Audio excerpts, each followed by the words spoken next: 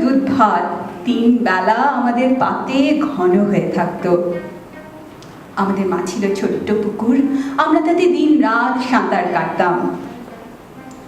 আমাদের মার কোনো ব্যক্তিগত জীবন ছিল কিনা আমরা জানি না। আমাদের মাকে আমরা কখনো বাবার বাহুতে দেখিনি। আমি জানি না মাকে জড়িয়ে ধরে বাবা কখনো চুমু খেয়েছেন কিনা।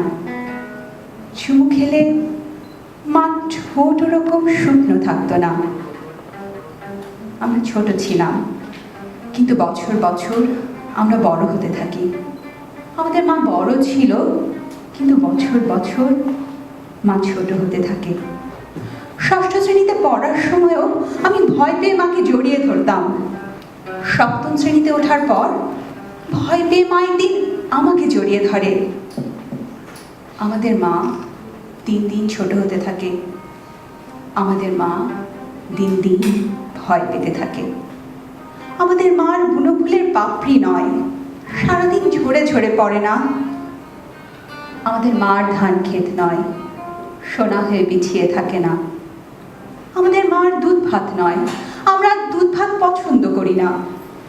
আমাদের মার ছোট্ট পুকুর নয়, পুকুরে সাঁতার কাটতে আমরা কবেই ভুলে গেছি।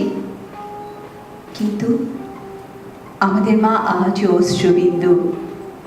গ্রাম থেকে নগর পর্যন্ত আমাদের মা আজও টলমল করে।